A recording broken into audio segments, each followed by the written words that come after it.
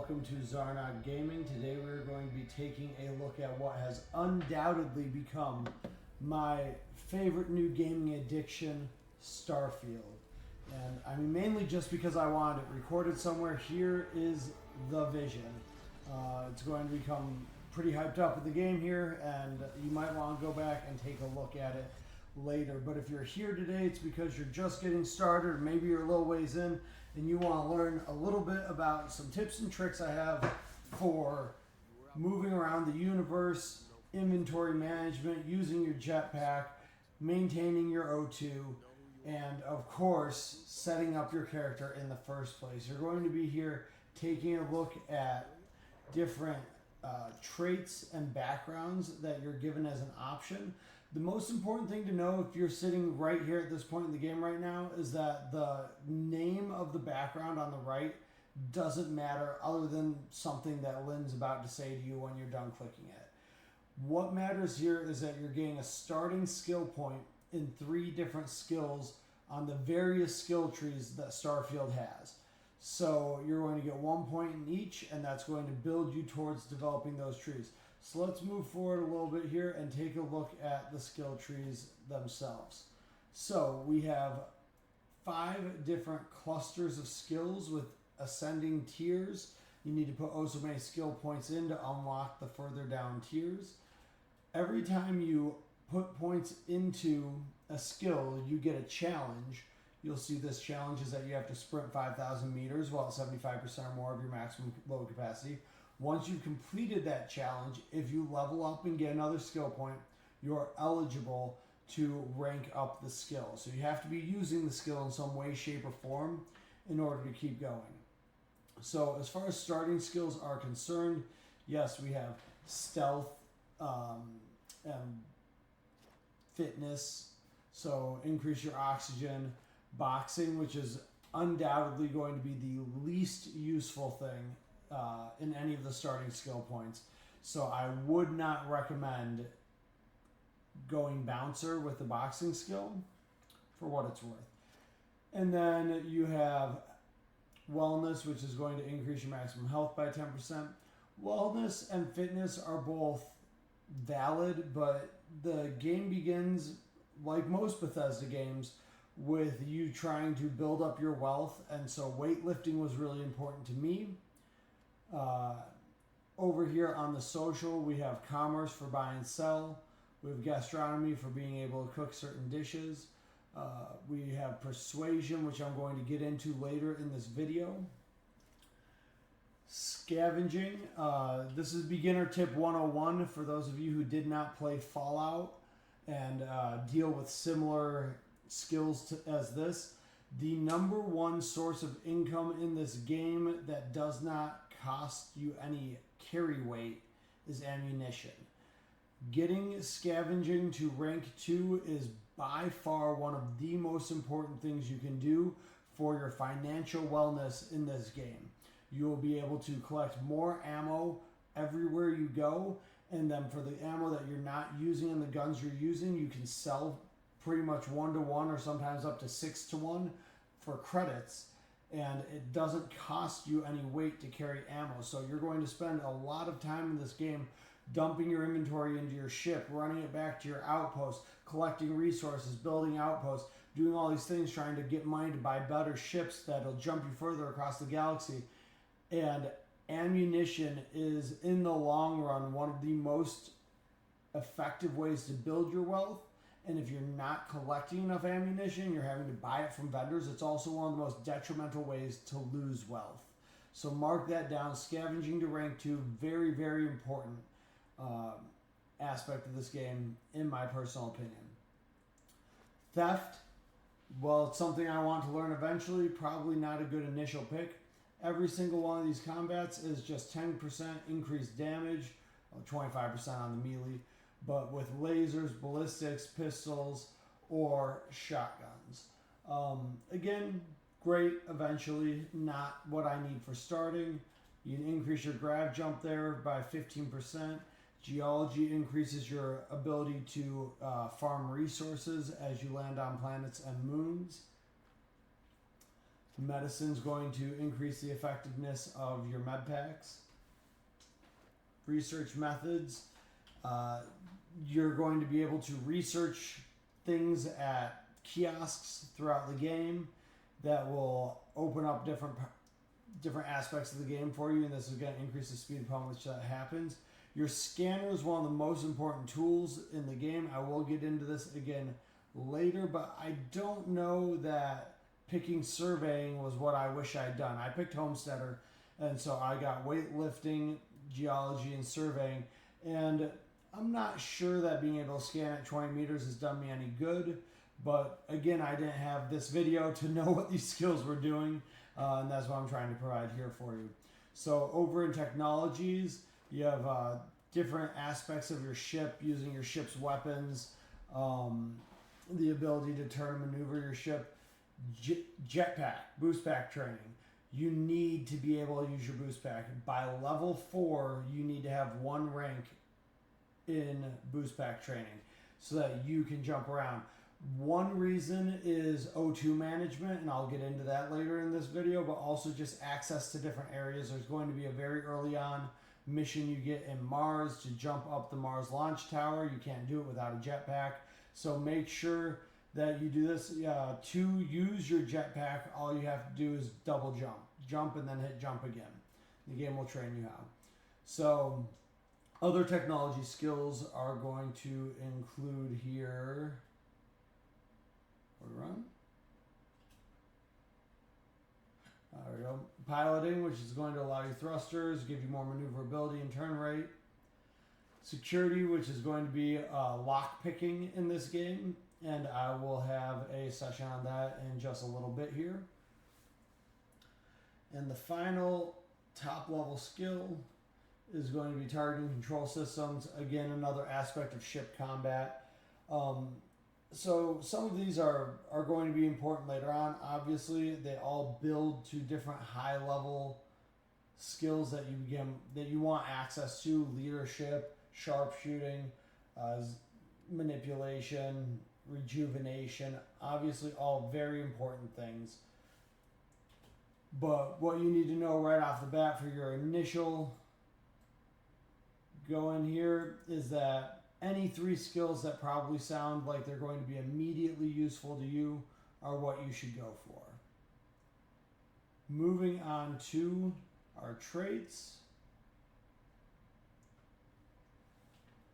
There's a lot of different options here. The way I looked at this was try to pick things that are going to give you something you wouldn't have otherwise gotten. A lot of that means exclusive options that are going to prevent you from getting other things. I have a couple of friends who picked up this game already. Both of them picked introvert because they thought, oh, I'm a lone ranger, I'm around alone. Well, inventory management is one of the most important aspects of a Bethesda game, and that means using your companion to carry 130 kilograms of crap that you want to sell as you try and build your credit pool. So introvert becomes one of the much more poor choices because you're going to exert yourself with oxygen from sprinting around more quickly. I personally wish a little bit that I'd picked extrovert, but again, it doesn't give you something you wouldn't otherwise have gotten. The best way to make sure you have an option to do things you couldn't have gotten otherwise is to pick things that are going to give you dialogue options, give you a companion in the game that you wouldn't have otherwise had, so on and so forth. Personally, I picked Freestar Collective, Hero Worshipped, and Raised Universal, I believe, on my main character that I'm playing through the game with.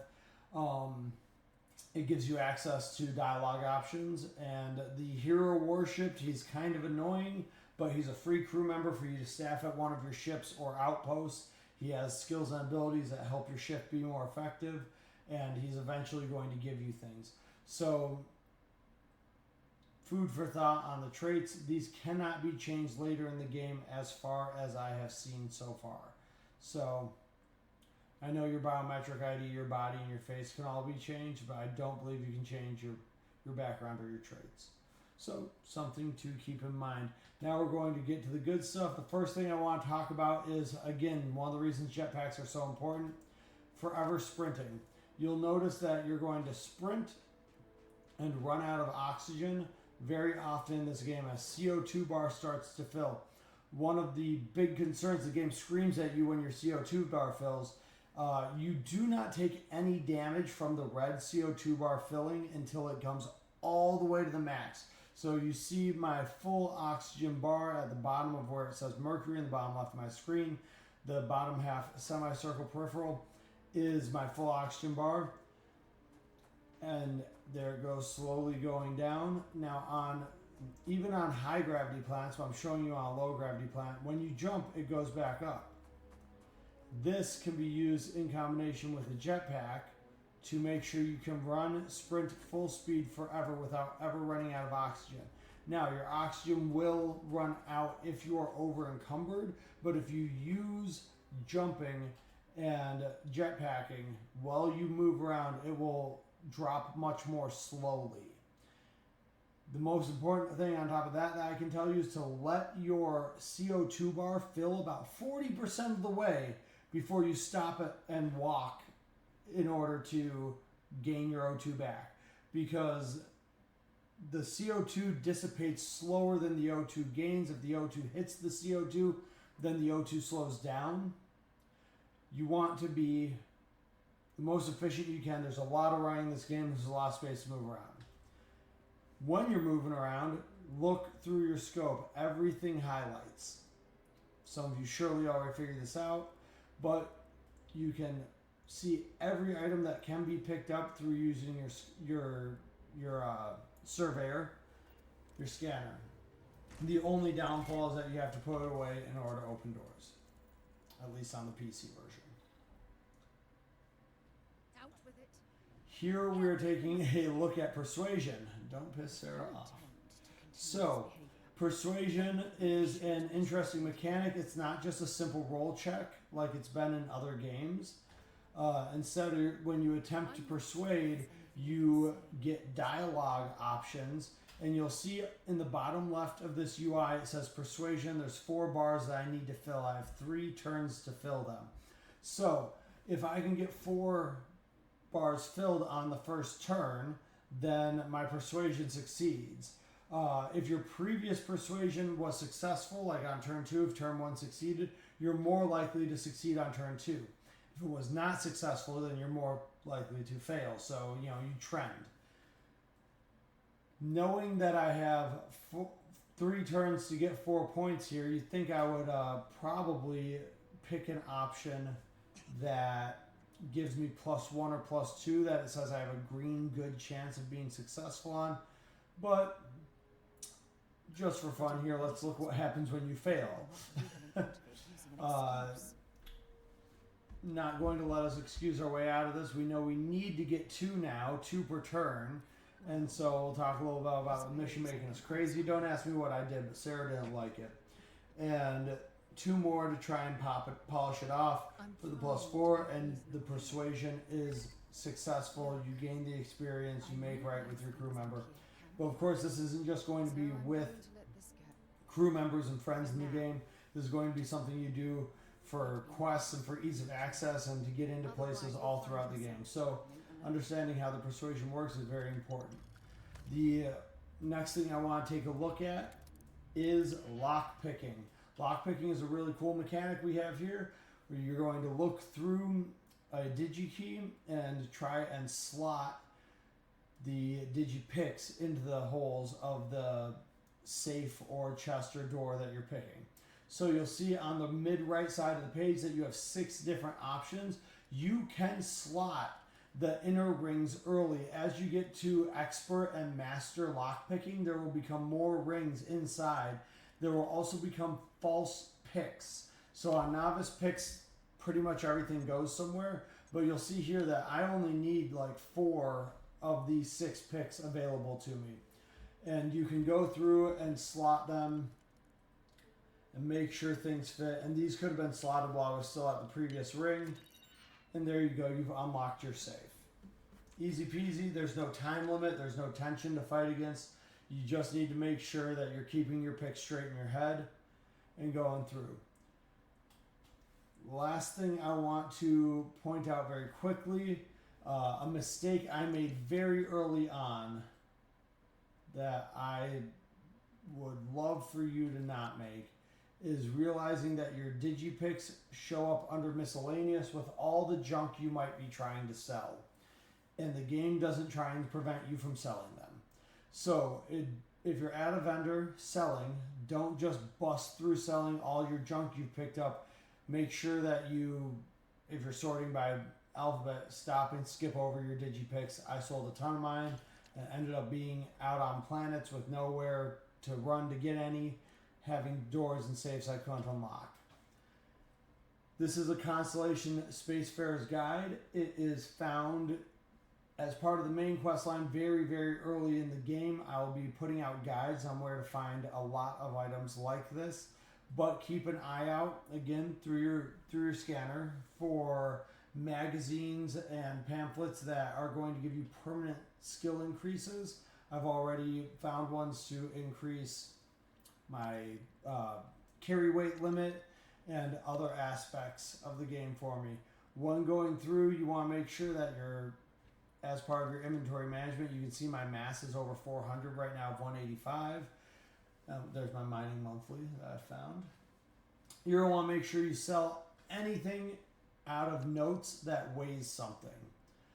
Moving on very quickly here to shipbuilding. Nothing in notes that is weightless will matter. So you can keep all those, and anything that's a quest item or anything that increases your stats is always going to be weightless. Shipbuilding is extremely complex in this game. But the most important thing you need to know is that the game will do it all automatically for you if you don't want to cosmetically move things around on the outside of your ship the way you want them to be. So there's a lot of options here. What I found to be most useful knowledge when looking at shipbuilding and ship vendors was, as you're out on planets, and in my Mercury Full Clear guide coming up soon, I'll be displaying this. There are landing sites where ships will land and you can take them over and steal them and bring them back to Gemini and try and sell them.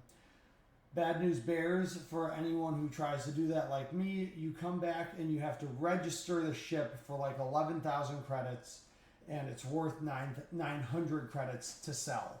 So if you're out there stealing ships like I am, at this point in time, it's not particularly worth it.